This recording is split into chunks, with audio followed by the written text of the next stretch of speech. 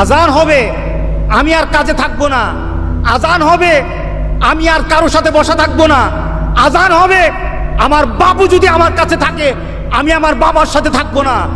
আজান হবে, গোটা পৃথিবীর কোনো ব্যক্তি যদি আমাকে ডাকে, ওই ডাকে সাড়া দেব না, আগে আমি আল্লাহর ডাকে সাড়া দেব। Rose TV 24.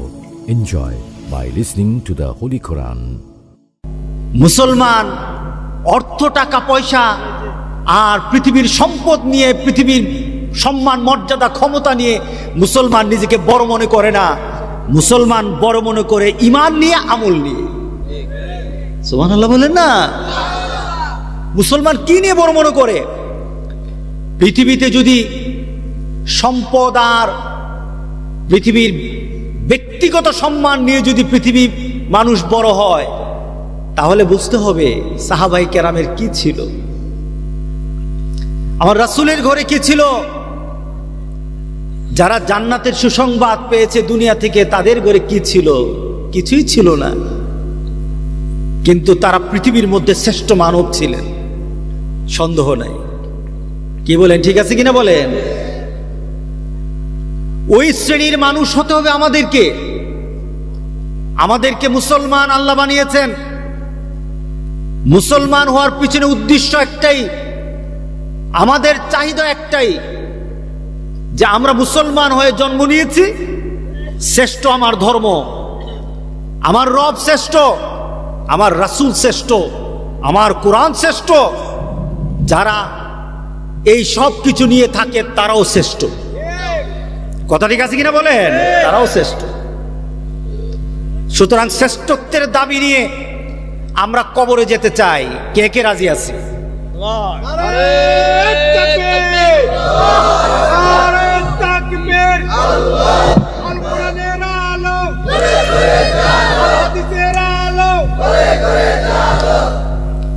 ও মুসলমান,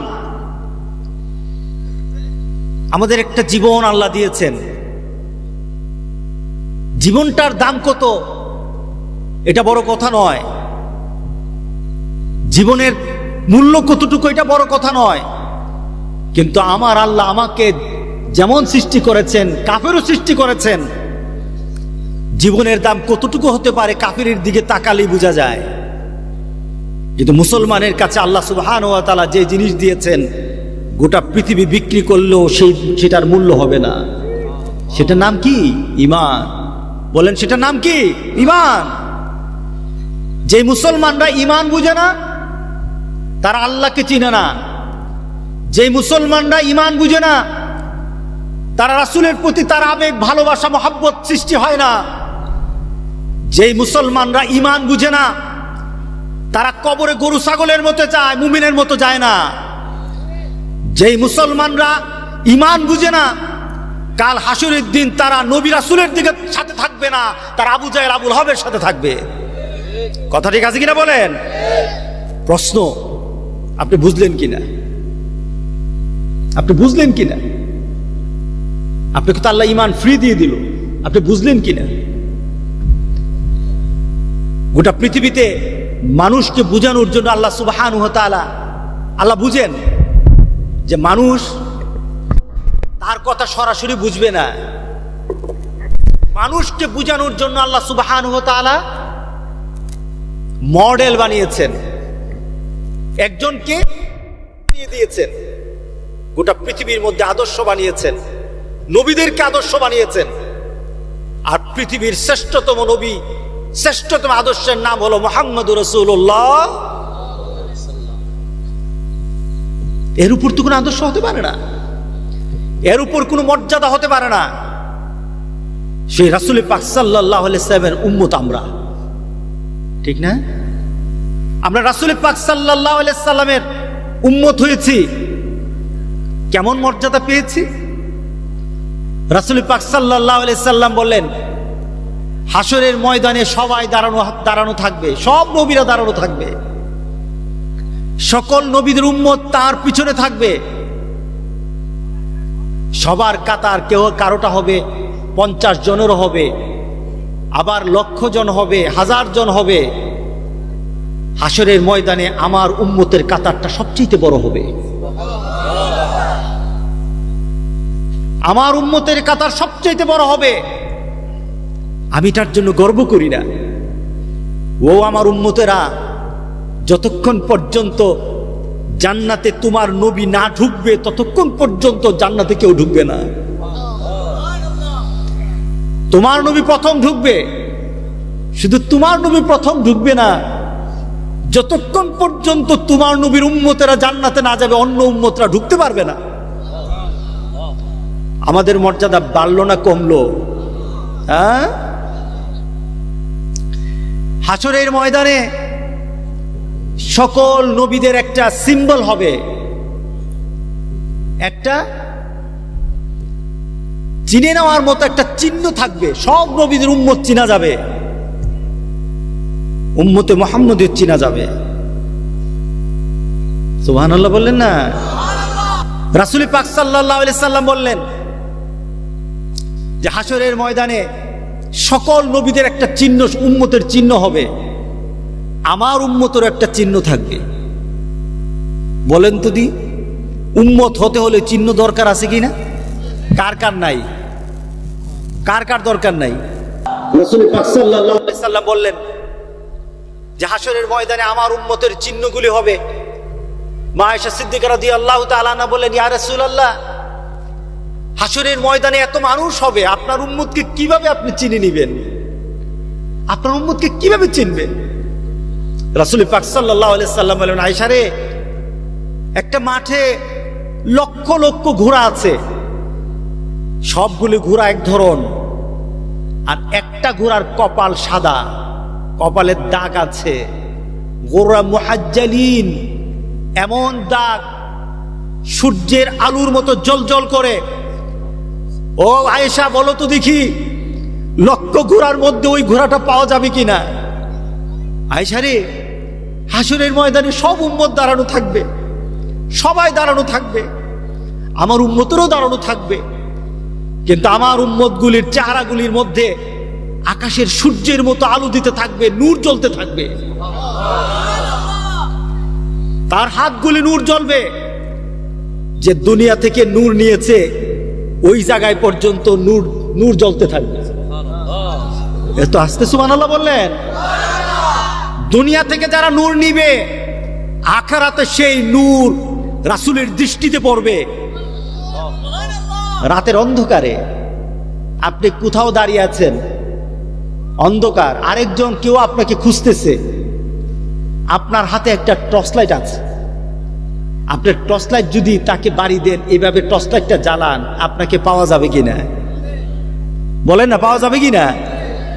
মাঠের মধ্যে আপনার ছেলে একদিক, আপনি একদিক, এখন আপনার টর্চ লাইট মারলেন, মেরে ছেলেকে বললেন, এই ছেলে আমি এখানে, ছেলে দেখবে কিনা? আর অন্ধকারের মধ্যে যদি পড়ে থাকেন, টর্চ লাইটটা যদি না থাকে, আলোটা যদি না থাকে, নূরটা যদি না থাকে, তাহলে বলেন তো আপনার ছেলে জীবনে আপনি খুঁজে পাবে? পাবে না। হাসরের ময়দান বিভীষিকাময় অবস্থা, সূর্যটা মাথার উপর চলে আসবে। অমিয়া, আগামীকাল আসবে না? আগামীকাল একটু সূর্যের দিকে তাকায় থাকেন তো দেখি কেমন লাগে।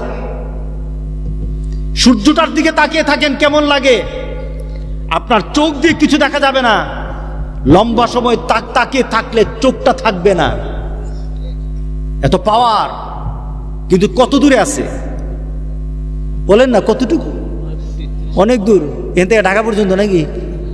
কোনানে কসবা কই আছে? 9,30,00,000 মাইল দূরে, 9,30,00,000 মাইল দূরে।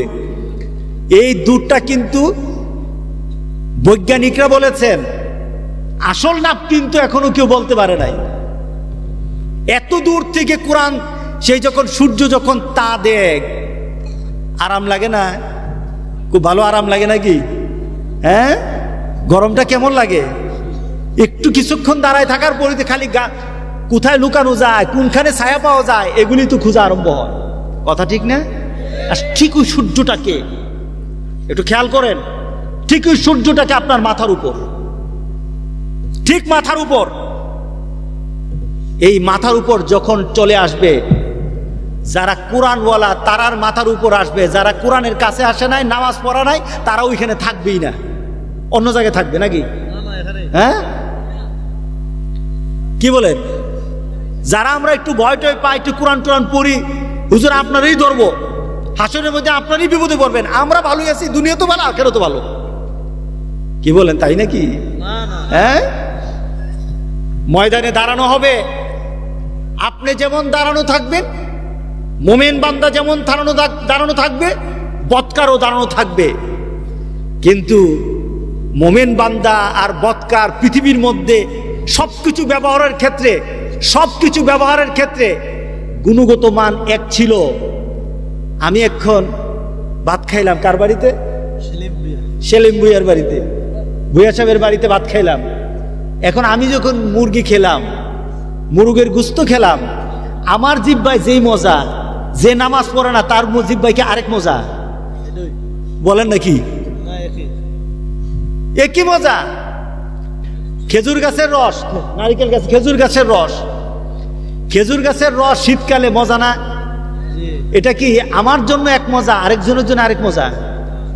মালিকের জন্য এক মজা, সুরের জন্য এক মজা, নাকি সব এক মজা? হ্যাঁ, সবার এক মজা। ওই সূর্যের আলো দুনিয়াতে আমার জন্য যেমন আপনার জন্য তেমন, কিন্তু আখেরাতের ময়দানে কিন্তু তা হবে না। মুমিনের জন্য মুমিনের অবস্থা হবে, মুমিনের জন্য আল্লাহ সুবহানাহু ওয়া তাআলা তার তাপকে তার সহনশীল পর্যায়ে নিবে। বদকার তার বদের আমলের কারণে তার অবস্থা তেমন হবে, তার মাথাটা পর্যন্ত ফেটে যাবে, গরমের তাপে মাথা ফেটে যাবে, মাথার মগজটা পর্যন্ত বের হয়ে যাবে। হাসরের ময়দানে রৌদ্রের তাপে আল্লাহ সুবহানাহু ওয়া তাআলার সামনে সবাই দাঁড়ানো, আল্লাহর সামনে সবার কাছে আজকে উপস্থিত হয়ে গেছে সবাই। এবার বিচার আরম্ভ হবে। কোর্টে দাঁড়ানো, বাংলাদেশের কোর্ট না, পৃথিবীর কোর্ট না, আহকামুল হাকিমিন সেখানে বসা। আল্লাহু আকবার। আহকামুল হাকিমিন আল্লাহ সুবহানাহু ওয়া তাআলা তিনি একজন চূড়ান্তভাবে মালিক ইয়াউমিদ্দিন হয়ে বসে আছেন। তিনি বিচার ফায়সালা আরম্ভ করবেন, বিচার আরম্ভ করবেন। বিচারের অবস্থা আল্লাহ সুবহানাহু ওয়া তাআলা, একটা মানুষ যখন পৃথিবীর কোনো হাইকোর্টে যায়, পৃথিবীর সামান্য কোনো জজ কোর্টে যায়, নিম্ন কোর্টে যায়, তখনই তার কোনো হুঁশ থাকে না। যখন আল্লাহর সামনে সবাই উপস্থিত হয়ে যাবে আর সামনে দেখবে দুজকের আগ গর্জন, বেহেশতের জন্য বেহেশতেরা দেখতে থাকবে বেহেশতের প্রতি, দুজকের গর্জনগুলি তাত্তালিউ আলাল আফইদা, প্রত্যেকটি মানুষের কলিজার মধ্যে গিয়ে তার আঘাত করবে, তার কলিজার মধ্যে গর্জনগুলি আঘাত করবে। নবীরা পর্যন্ত দুজকের আগুনের আওয়াজ শুনে ভয় পেয়ে যাবে। এটা হলো হাসরের ময়দান। নবীরা পর্যন্ত ভয় পেয়ে যাবে দুজকের আগুনের আওয়াজের। সেই অবস্থায় আল্লাহ সুবহানাহু ওয়া তাআলা একটা ডাক দিবেন হাসরের ময়দানে, ও মুসলমান, কবর কিন্তু আপনার বেশি দূরে না, একটা শ্বাস ভিতরে নিলেন, হয়তো কবর ওই শ্বাসের মধ্যেই কবর হয়ে যেতে পারেন। আরেকটা শ্বাস ফেলে দেওয়ার পর নতুন কোন শ্বাস হয়তো আপনার ভাগে জুটবে না, আপনার কবরটা কিন্তু অতি নিকটে।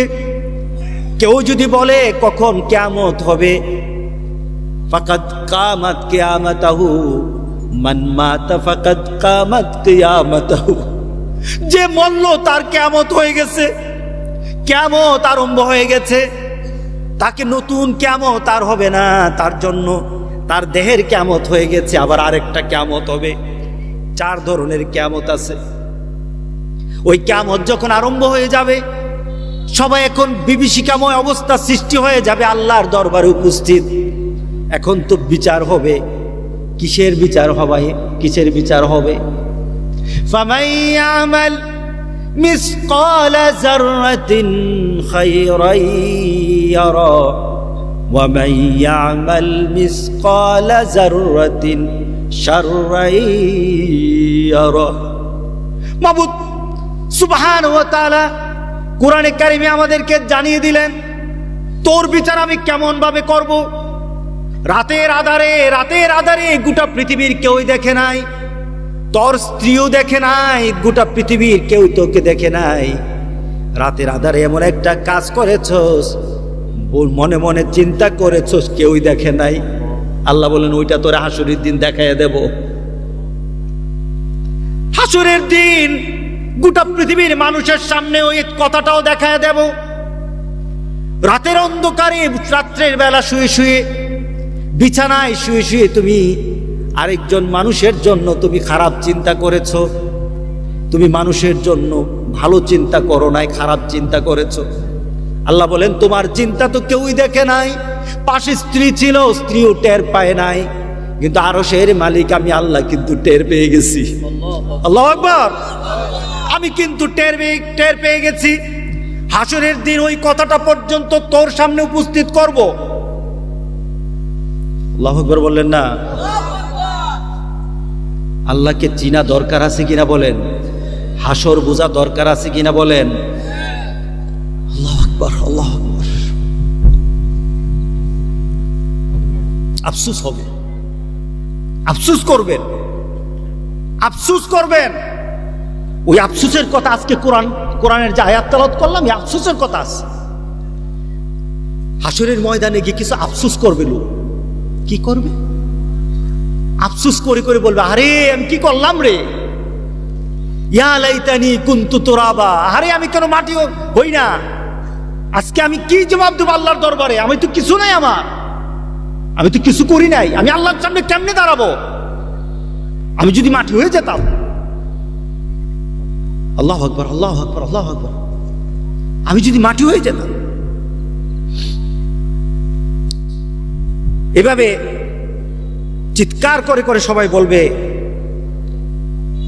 যে আমি যদি মাটি হয়ে যেতাম। আবার কেউ বলবে কাদ্দামতু লি হায়াতি, নিজের আমলনামা দেখবে, নিজের জীবনটা দেখবে। আমি যে বললাম নূর নাই, তার সাথে নূর নাই, তার সাথে নূর নাই। এখন নূর সারা কবরে গেছে, নূর সারা হাসরে দাঁড়াইছে। এখন হাসরের ময়দানে দেখে নিজের মধ্যে নূর নাই। এখন আল্লাহর সামনে কেমনে দাঁড়াবো? প্রস্তাব তো নাই। আল্লাহ তো আমার দিকে তাকাবে না, রাসূল তো তাকাবে না। যে রাসূল পাক সাল্লাল্লাহু আলাইহি সাল্লাম বলেছেন সব উম্মতের একটা সিম্বল হবে, একটা চিহ্ন হবে। আমার উম্মতেরও সিম্বল হবে, একটা চিহ্ন হবে। সেটা হবে তার চেহারাটা সূর্যের আলোর মতো জ্বলজ্বল করতে থাকবে। কালো চেহারা থাকবে না, কালো চেহারা থাকবে না। এত সুন্দর চেহারা হবে, আকাশ সূর্য পর্যন্ত ম্লান হয়ে যাবে। মা আয়েশাকে বললেন, আয়েশা রে, আমি আমার উম্মতকে চিনে নেব। তাদের চেহারাগুলি যখন জ্বলজ্বল করতে থাকবে তখনই চিনে নেব তারা আমার উম্মত। এত আস্তে সুবহানাল্লাহ বলেন। এটা সুবহানাল্লাহ বলে কে খুশি হয়? আর যত মিছিল মিটিং করতেছেন, কে খুশি হবে? নেতা খুশি হবে, কেন কেউ খুশি হবে। রাগ করবেন না, কোন নেগেটিভ সেন্সে বলতেছি না। আপনার নেতা আপনার প্রতি খুশি হবে, যে কোনো ধরনের নেতা খুশি হবে। এই খুশিটা আপনি কি পাবেন বলেন তো? আর আল্লাহরে যদি খুশি করতে পারেন কি পাবেন বলেন তো দেখি? সুবহানাল্লাহ বললেন না? এই জবানের মধ্যে যত, রাসূল পাক সাল্লাল্লাহু আলাইহি সাল্লাম বলেছেন সুবহানাল্লাহি ওয়ালহামদুলিল্লাহ ওয়া লা ইলাহা ইল্লাল্লাহ আল্লাহু আকবার, যে এই তাসবিহগুলি জপবে তার তাসবিহর সাথে সাথে জান্নাতে তার জন্য একটা গাছ লাগানো হবে। এত আস্তে সুবহানাল্লাহ, জোরে বলেন সুবহানাল্লাহ। আচ্ছা, জান্নাতের গাছগুলি ছোট না বড়? কত বড়? হ্যাঁ, জান্নাতের একটা গাছ এত বড় হবে, একটা গাছ, যে একটা গাছের ছায়া এত বিশাল হবে। ছায়াটা, গাছের ছায়াটা, বট গাছের ছায়া আছে না, বিভিন্ন গাছের ছায়া আছে না, ছায়াটা এত বড় হবে। একটা ঘোড়াকে যদি ছায়ার এক প্রান্ত থেকে আরেক প্রান্ত পর্যন্ত ছেড়ে দেওয়া হয়, ঘোড়াটা চলতে আরম্ভ করবে। ওই ঘোড়াটা 100 বৎসর পার হয়ে যাবে, গাছটার ছায়া শেষ করতে পারবে না। এত আস্তে সুবহানাল্লাহ। মান্দার গাছ পালি তো একটু বেশি সুবহানাল্লাহ কইবেন। যদি কোন হুজুর মান্দার গাছ দিব, এখন যদি কইতাম সবাই সুবহানাল্লাহ কইবেন, বাড়িতে গিয়ে দেখবেন মান্দার গাছ আছে, তখন জুড়ে সুবহানাল্লাহ কইতেন। আমি কইতেছি জান্নাতে এত বড় একটা গাছ পাওয়া যাবে, তবু সুবহানাল্লাহ মুখ দিয়ে বাইরে না। আসল কথা হচ্ছে বিশ্বাসই করা হয় না, বিশ্বাসই করতেছেন এত বড় গাছ কইতে পারে কিনা। কি বলেন? আপনাদের চিন্তা হলো হুজুর কি গাছ কইলেন, এটা ঘোরা বলে এটা শেষ করতে পারবেন না 100 বছরে, আপনি কি গাছের কথা কইলেন? আল্লাহ দিতে পারে কিনা? জোরে বলেন পারে কিনা? পারে কিনা বলেন? আমার মাহবুদি দিতে পারে, আমার মাহবুদি দিতে পারে। সুতরাং মুখের জবান যার যত বেশি জিকির দিয়ে ভরা থাকবে, জান্নাতে তার বাগানের মধ্যে তত গাছ বেশি থাকবে। আরো জোরে বলি সুবহানাল্লাহ। একটা স্লোগান দিতে পারবেন? কে পারবেন না? হাত তুলে। সবাই পারবেন? আপনারা একটা মিছিল দিবেন, স্লোগান দিবেন। জান্নাতে কিন্তু স্লোগান হবে, জান্নাতে কিন্তু স্লোগান হবে। জান্নাতের স্লোগানটা কার জন্য হবে? আল্লাহর জন্য। কার জন্য হবে? যারা এখান থেকে আল্লাহর জন্য স্লোগান দিবে তারা জান্নাতে গিয়ে ওই স্লোগানে যোগ দিবে। কে কে যোগ দিতে চান? নারে তাকবীর, নারে তাকবীর, আল কোরআনের আলো, আল হাদিসের আলো, মসজিদ আছে যেখানে, নামাজ আছে যেখানে, হক্কানি উলামায়ে কেরাম যেখানে, আলহামদুলিল্লাহ। একটু শরীরটা গরম হয়েছে নাকি? হ্যাঁ, আমি তো কিছু দিতে পারবো না, তবে স্লোগানটা আপনাদের রিজার্ভ রেখে দিলেন, আখিরাতে গিয়ে পাওয়া যাবে ইনশাআল্লাহ। বলে ইনশাআল্লাহ। এক একটা তাসবির কারণে আপনাকে একটা করে গাছ দেওয়া হবে। কোথায় দেওয়া হবে বলেন তো? এবার একটু তাত্ত্বিক কথা বলবো। কোথায় দেওয়া হবে? জান্নাতে। আচ্ছা, আপনি দুনিয়ায় থাকা অবস্থায় জান্নাতে আপনি গাছ লাগাইতেছেন, দুনিয়া থাকা অবস্থায় জান্নাতের বাগানে আপনি গাছ লাগাচ্ছেন, জিকিরের কারণে, তাসবির কারণে জান্নাতে আপনার গাছ হচ্ছে। আপনি বাগান বাড়ি তৈরি করছেন জান্নাতের, আপনার মরার আগে বাগান বাড়ি তৈরি করছেন, তাতে বোঝা গেল মরার পরে আল্লাহ আপনাকে জান্নাতি দিবেন ইনশাআল্লাহ। সুবহানাল্লাহ বলেন না? যারা বাগান বাড়ি আগে বানায়, আল্লাহ তো আগে বলতেছেন যখন যে পড়লেন তোমার বাগানের মধ্যে একটা গাছ লাগাই দেবো, তাহলে বোঝা গেল আপনার বাগান আছে। সুবহানাল্লাহ বললেন না? সুতরাং ওই বাগানে যাওয়ার শখ জাগতে হবে। আল্লাহ আমাদের সবার মধ্যে দান করে দিক। রাসূল পাক সাল্লাল্লাহু আলাইহি সাল্লাম আয়েশাকে বলেন, আয়েশা রে, আমার উম্মত গুলো আমি চিনে নেব, এত মানুষ থাকুক কিন্তু আমার উম্মত আমি ঠিকই চিনবো। কিভাবে? আয়েশা, শীতকাল চলে আসতো, বার্ধক্য চলে আসতো, বিভিন্ন সময় বিভিন্ন নিজের মধ্যে একটা কাজের স্পৃহা হারিয়ে ফেলতো, মনের মধ্যে দুর্বলতা, শারীরিক দুর্বলতা সৃষ্টি হতো। কোনো কিছু কাউকে পিছু হটাতে পারে নাই, কাজ থেকে এই কাজ থেকে বারণ করতে পারে নাই, পিছু হটাতে পারে নাই। আবার আমার উম্মতের চরম দুশমন শয়তান ছিল। আমাদের চরম দুশমনকে, জোরে বলেন চরম দুশমনকে? শয়তান চরম দুশমন ছিল, আমার উম্মতের চরম দুশমন। তারা ওয়াসওয়াসা দিয়েছে যেন সে এই কাজটা না করে। কিন্তু যখনই আমার আল্লাহর একটা আওয়াজ এসেছে, সে তার জীবনের অন্য কোনো চাহিদাকে তার বড় চাহিদা বানায় নাই। সে যে কোনো কাজে থাকতো, যখন আল্লাহর সে ডাক তার কানের মধ্যে লেগেছে, ডাকটা হলো আল্লাহর ডাক, সে আল্লাহর ডাক যখনই তার কানে লাগতো, সে ডাকটা ছিল আল্লাহু আকবার। জোরে বলেন আল্লাহু আকবার। ডাকটা কি ছিল? আল্লাহু আকবার। মসজিদ থেকে আওয়াজ এসেছে আল্লাহ বড়, আর সে কাজে ডুবেছিল, বিভিন্ন কাজের মধ্যে ছিল, সে তার চিন্তায় শয়তান বলে কাজ বড়, আর মসজিদ থেকে আওয়াজ এসেছে আল্লাহ বড়। সে নিজের মধ্যে যুদ্ধ করেছে, নফসের সাথে যুদ্ধ করেছে। তার আত্মা বলে বসে থাক, তার আত্মা বলে বসে থাক, আত্মা বলে কাজ কর, আত্মা বলে এখানে যা, আত্মা বলে এটা কর। কি বলেন? বলে না? মিটিং এ বসা থাকলে বল মিটিং এ বসা থাক, আগে মিটিং শেষ, এরপরে নামাজ। ঠিক না? আমাদের রিক্সাগুলির মধ্যে অনেক সুন্দর সুন্দর লেখা থাকে, আগে থাকতো ছবি, নায়িকাদের ছবি, নায়িকের ছবি থাকতো না। এখন কিন্তু সুন্দর সুন্দর কথা থাকে। নামাজকে বলো না কাজ আগে, নামাজকে বলো না কাজ আগে, কত সুন্দর কথা। কাজকে বলো, নামাজ আগে।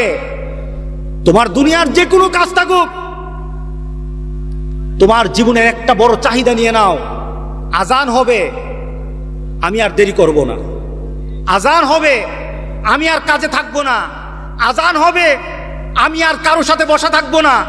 আজান হবে, আমার বাবু যদি আমার কাছে থাকে, আমি আমার বাবার সাথে থাকবো না।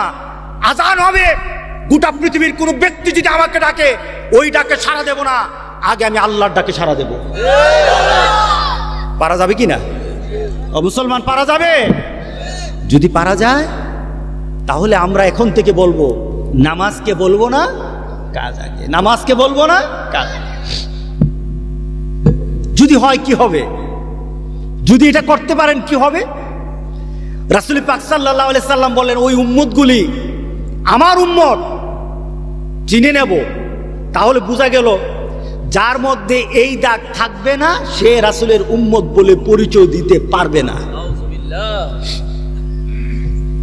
আমাদের সমাজে নামাজি বেশি না বেনামাজি বেশি? আস্তে কথা কয়, বলেন, জোরে বলেন, সাহস করে বলেন। বেনামাজি বেশি। তাহলে এই বেনামাজির অবস্থা কি? তুমি যতই আশিকে রাসূল হও, আশিকে রাসূল, মাশুকে এলাহি, আশিকে পান্দান, সিয়ায়ে দান্দান, কত সমাজের কত আশিকিরা আছে। এই আশিকি দিয়ে কাজ হবে না। তুমি যদি রাসূলের উম্মত বলে পরিচয় দিতে চাও, তোমাকে মসজিদে 5 ওয়াক্ত হাজিরা দিতে হবে। কথা ঠিক আছে কিনা বলেন? যারা দেয় না, আমার দৃষ্টিতে, আপনার দৃষ্টিতে যত বড় উঁচা মনুক আমার সমাজে, আখেরাতে তারা ফকির, মিসকিন, তারা গরিব, তারা তারা তারা লানত প্রাপ্ত, তা এর থেকে আর কিছু না। কথা ঠিক আছে কিনা বলেন? যত বড় কিছু, যত বড় কিছু। ও মুসলমান, আজকে বুঝতে হবে, আমি কি আমাকে বাঁচাতে পারবো কিনা, আমি কি আমার রাসূলের সাথে সম্পর্ক করাতে পারবো কিনা। যদি পারতে হয়, নামাজ লাগবে কিনা? জোরে বলে, নামাজ লাগবে। মা আয়েশা সিদ্দিকা রাদিয়াল্লাহু তাআলা আনহাকে রাসূল বললেন, যারা উযু করেছে, উযু করার সময় কি ধুতে হয়? বলেন, কি ধুতে হয় উযু করতে? ধরুন উযুর অবস্থা ধরুন, এখানে তো 90 জন ভাইয়া যাবেন উযু ধরলে। আর মাহফিলে, আপনার মাহফিলে আর আমু না। আপনি একটা টেরা মানুষ, উযু যেমনি মন দেয় আপনি কি হয়েছে উযু? হ্যাঁ, উযুতে কি করতে হয় বলেন? উযুর ফরজ কয়টা সবাই জানেন? জি না, সবাই জানেন না। যারা বলছে ওই যে সবগুলি চেহারা চিনি, সবগুলি নামাজির চেহারা, নামাজির চেহারাই আলাদা। সুবহানাল্লাহ বলেন। সীমাহুম ফি উজুহিম মিন আসারিস সুজুদ। যারা নামাজ পড়ে, একটা লোক অনেক ফর্সা, নামাজ পড়ে না, তার চেহারার মধ্যে ফর্সা হোক, কিন্তু তার চেহারার মধ্যে নূর নাই। কথা ঠিক আছে কিনা বলেন? আরেকটা চেহারা কালো, কিন্তু 5 ওয়াক্ত নামাজ পড়ে, চেহারার দিকে তাকায় দেখেন, নূর আর নূর আছে তার মধ্যে, তার মধ্যে নূর আর নূর আছে। আপনি নামাজ পড়তে গিয়ে যখন উযু করলেন, মুখটা ধুইলেন, হাতটা ধুইলেন, রাসূল বলেন, যারা শীতের রাত্রিতে আর উযু করতে গিয়ে হাতটা সুন্দর করে ধুয়ে নেয়, কাল হাসুরের দিন আল্লাহ এটাকে আর হাত রাখবে না, এটা নূর বানাই দিবে। ওই নূর আমরা চাই। আপনি আখিরাতে গিয়ে আল্লাহর সামনে কেমনে দাঁড়াবেন, রাসূলের সামনে কেমনে পরিচয় দিবেন? আপনার সাথে নূর নাই, আপনার সাথে নূর নাই। রাসূল পাক সাল্লাল্লাহু আলাইহি সাল্লামের সাথে আমরা যদি পরিচিত হতে হই, তাহলে নামাজ লাগবে।